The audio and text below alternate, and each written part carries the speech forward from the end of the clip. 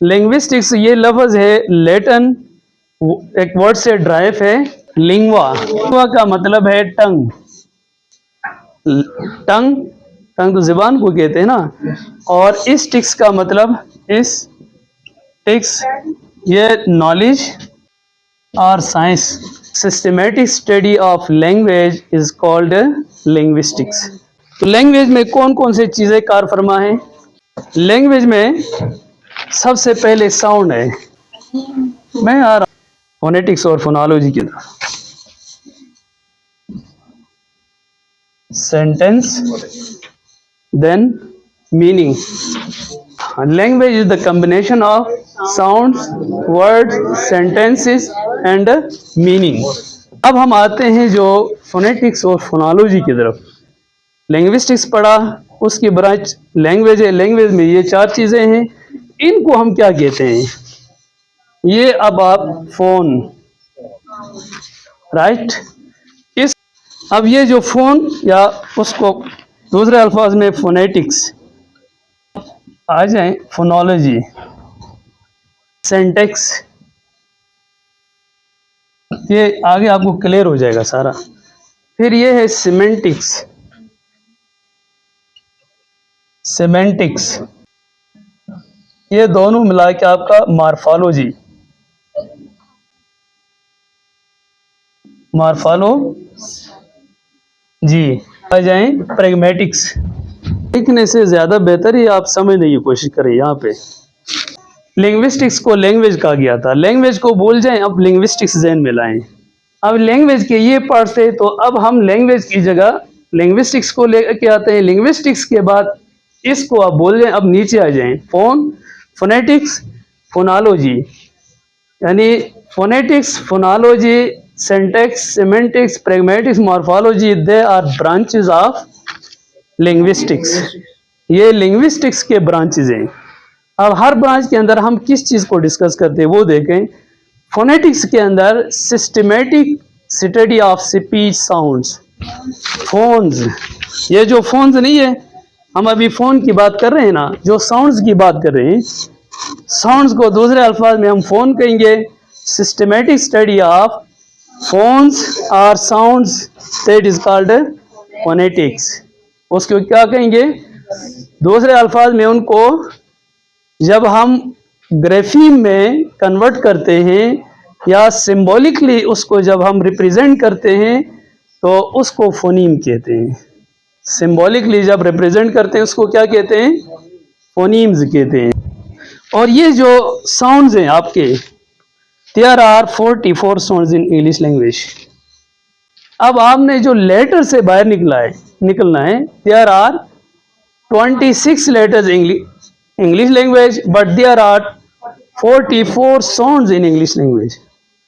अब ये जो साउंड्स है ना, इनको ग्राफिकली जो रिप्रेजेंट करते हैं, फॉर एग्जांपल ये हम ग्राफिकली इसको रिप्रेजेंट करते हैं, सिंबॉलिकली, सिंबल के तौर पे।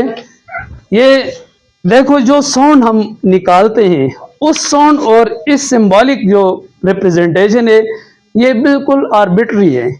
इनका कोई कनेक्शन आपस में नहीं है कोई नहीं है।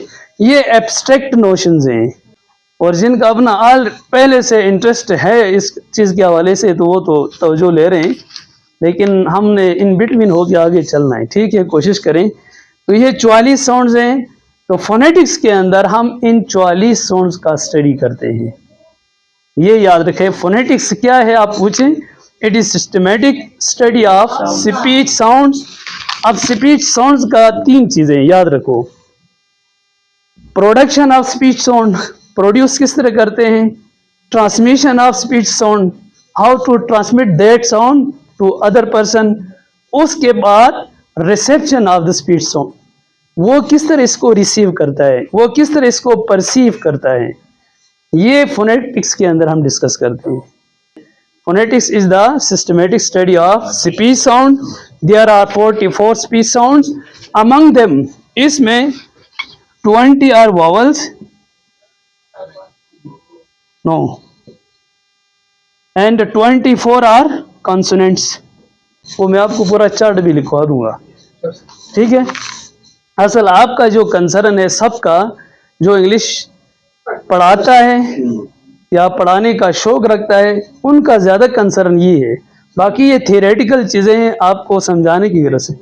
इधर तक आते हैं, ये तब समझ आएगी जब ये सारे समझेंगे तो, अदरवाइज डायरेक्ट हम यहाँ पे छलांग लगाएंगे तो ये समझ नहीं आएंगे। ठीक है, तो फोनेटिक्स के अंदर हम ये स्पीच साउंड्स के बारे में स्टडी करते हैं। ठीक, अब आप आ जाए फोनोलॉजी। फोनोलॉजी है सिस्टमेटिक स्टडी और organisation of sounds, patterns of sounds. जितने हमारे 44 साउंड्स हैं, इनको ऑर्गेनाइज करके वर्ड्स कैसे बनाए जाते हैं। मतलब पा पा ठा डा का गा, ये आपके साउंड्स हैं।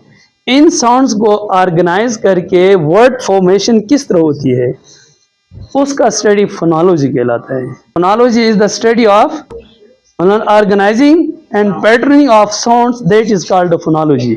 अब फोनोलॉजी जब वर्ड आपका फॉर्मेशन होती है तो उससे फर्दर क्या बनता है, सेंटेंसेस बनते हैं। क्या बनते हैं, सेंटेंसेस। तो सेंटेंसेस का जो स्टडी है वो सिंटैक्स कहलाता है।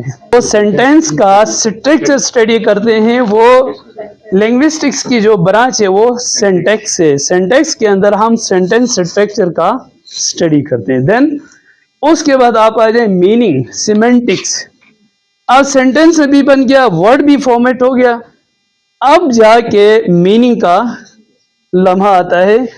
उससे कोई मीनिंग आप ड्राइव करते हैं ना, कोई भी वर्ड हो, हालांकि उस वर्ड और उस मीनिंग में कोई कनेक्शन नहीं होता है। फॉर एग्जांपल PEN पेन है, पेन हम किसको कहते हैं, कलम को कहते हैं ना।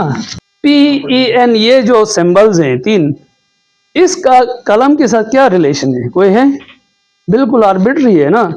हम वे अंग्रेज ने पेन कहा, हमने कलम कहा, इन दोनों का जो एक्चुअल ऑब्जेक्ट है उससे कोई रिलेशन नहीं है। Just it is a social agreement. अंग्रेजों ने कहा कि यार हम इस कलम के लिए PEN से डिनोट करते हैं, और उर्दू वालों ने कहा हम इसको काफला मीम से शो करते हैं। तो एक सोशल एग्रीमेंट हो गया ना, हम सब इसको इस तरह। कल मैंने जैसा लोटे की मिसाल दी, लोटा को आइंदा के लिए आप अगर टोटा कहें सोशल एग्रीमेंट के तौर पे तो टोटा बन जाएगा, वो लैंग्वेज बनेगी। आपने कहा ना लैंग्वेज प्रोग्रेस कर रही है। आज ही हम अगर इधर बैठ के या 10 दिनों के अंदर हो सकता है हम एक छोटी सी लैंग्वेज डेवलप कर सकते हैं। इन चीज़ों को आगे पीछे करें नाम, और हमारा एक एग्रीमेंट होगा कि हम इस चीज़ को, मोबाइल को हम कल से बच्चों की तरह लोबाइल कहेंगे। क्या कहेंगे, लोबाइल। तो लोबाइल कहेंगे तो अंडरस्टैंडिंग तो होगी ना हमारी।